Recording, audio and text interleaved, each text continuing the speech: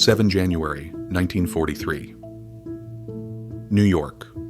The city lights are shining outside. Inside, on a quiet floor of an old hotel, there's a room nobody really cares about.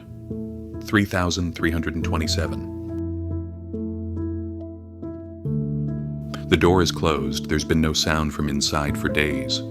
Finally, the staff member can't take it anymore. He goes in and sees a man on the bed, his face turned as if toward the window. The man who changed the way the world understands electricity. The one some call a mad genius and others a man from the future, Nikola Tesla. But here's the strange part. All the ideas he spent his life insisting would change the world end there, in that room, alone. And a question rises in your mind without permission. How? How does a mind this big shut down so quietly? Maybe Tesla's words fit perfectly here. So many people are so absorbed by the outside world that they are completely unaware of what is happening within themselves. Come, let's close the door of that hotel room for a moment and rewind this story back to the beginning. 10 July 1856. The Balkans, a small village, Smiljan. Back then, these lands were a tangle of imperial borders, ethnic identities, religions, languages, everything overlapping. Tesla's father was a priest, and his mother was a woman with an engineer's mind, making practical tools at home with an incredible memory. You can almost imagine Tesla saying later, "My laboratory was in my home when I was still a child." What's most fascinating about young Nikola isn't only his curiosity, it's the way his mind works. Some people think of something, then try it. Tesla thinks of something, runs it in his mind, breaks it in his mind, fixes it in his mind, and only then tests it in the real world. And that gift makes him different, but it also makes him lonely. Because people around him see this. This kid is carrying another world inside his head. And here his sharp observation about human nature echoes. Our virtues and our failings are inseparable, like force and matter. When they separate, man is nothing. Tesla receives a strong education. He shines especially in mathematics and physics. In Karlovac, he doesn't approach lessons as taking notes, but as solving the problem. Then his path takes him to Graz, engineering studies, electrical machines, generators, motors, and something clicks in Tesla's mind. This system can work better. Because even then, electricity is still a debated world. Some move forward with direct current, DC. Others defend the idea of alternating current, AC. For many, it's just a technical issue. But for Tesla, it's a civilization project. Electricity isn't just an invention. It will become the nervous system of cities. And here, his metaphor for civilization fits perfectly. The spread of civilization may be likened to a fire. First a feeble spark, and then a flickering flame, and finally a mighty blaze, ever increasing in speed and power. He also spends time in Prague. His educational journey isn't a straight line. Tesla's life is always like that. He rises in one place, falls in another. But the idea in his head stays fixed. Tesla works various jobs in Europe, electrical systems, telecom infrastructure, but he's obsessed with one thing, a better motor. And in 1884, he goes to America, New York, a new city, a new industry, and a massive stage. And this is where another name enters the story, Thomas Edison. Edison is a powerhouse. He builds systems, companies, markets. Tesla is the opposite. His mind isn't focused on the market, but on the right solution. This duo is often told as a legendary feud. In reality, it's simpler. Two different characters, two different approaches. One is industry, one is ideas. Tesla quickly understands, either I carve my own path here, or I disappear. And he chooses his own path. And here, Tesla's line about people without ideas comes to mind. I don't care that they stole my idea. I care that they don't have any of their own. At this point, we arrive at the most popular side file of this story. Is it rivalry or hostility between Tesla and Edison? Let's look at what might be one of the biggest and most famous conflicts in the history of science. The question is, alternating current, AC, or direct current, DC? This is the competition that has been argued about for ages, often called the War of Currents. It sounds technical, but the core is simple. Who will carry electricity to cities more efficiently, more cheaply, and on a larger scale? Tesla's first contact with Edison happens in exactly this atmosphere.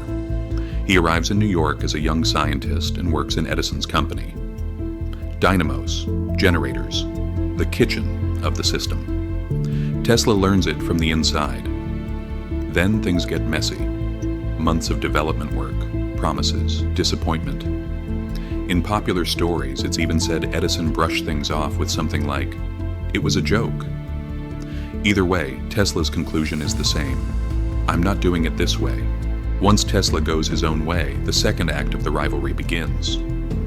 Edison's side defends DC, current flowing in one direction, established systems, familiar order. Tesla's side grows AC, changing current, efficiency over long distances, advantage at city scale. And another name enters, Westinghouse. When Tesla's patents and ideas combine with that industrial power, it stops being theory and becomes the field. This war has propaganda, fear, and public perception battles. Campaigns claiming AC is dangerous, endless safety debates. But the turning points are clear. On one side, major fairs, massive illuminations, city-scale demonstrations. On the other, projects like Niagara proving that electricity is now a city problem. And the result is this. The future of electricity flows toward what can be transmitted more efficiently and scaled larger. And now, back to Tesla. Because his real move comes right in the middle of this battle. One of Tesla's greatest contributions is this: taking AC from being just a theory and turning it into a practical power system. Two key pieces matter here. One, the idea of a polyphase, AC system. Two, the induction motor, meaning you can transmit electricity farther, distribute it more efficiently, and grow cities. Tesla isn't just trying to light a bulb, he's trying to make a whole city run, stable and safe. And here, Tesla's fate shifts again. His ideas attract investors and engineers. At some point, the question is no longer, is Tesla right? It becomes, who will build this system? Because this is the road to the infrastructure of the modern world. Then something appears that becomes the star of the images that turn Tesla into a legend. The Tesla coil.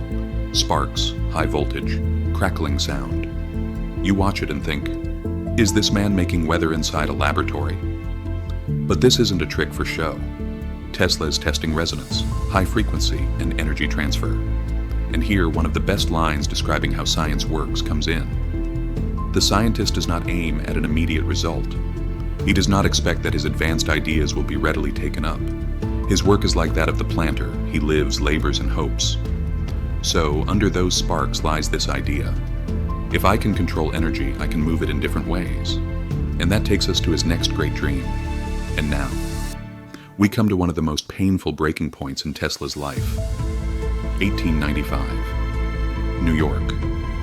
One night, a fire breaks out in the building where Tesla's laboratory is located.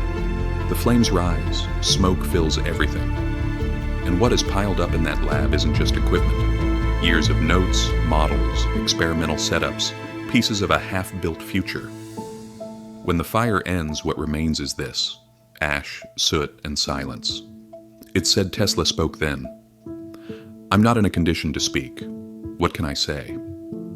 Just imagine. A world inside a man's mind burning away together with the papers on his desk. But Tesla doesn't end there.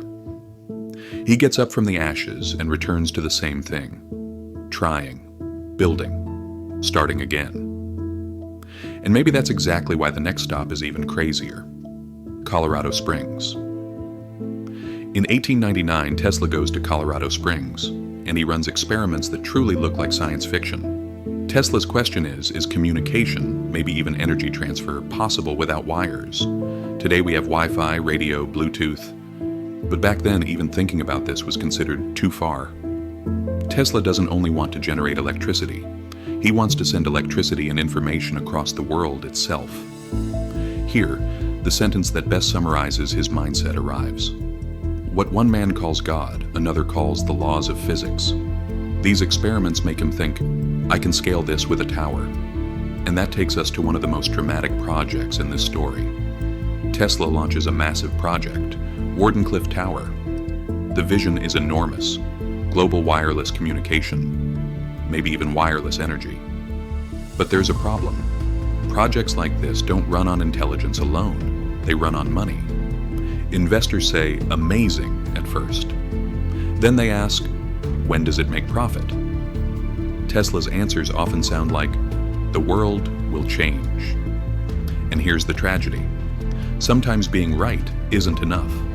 Sometimes you must package the right idea at the right time in the right way. The tower remains unfinished. The project collapses.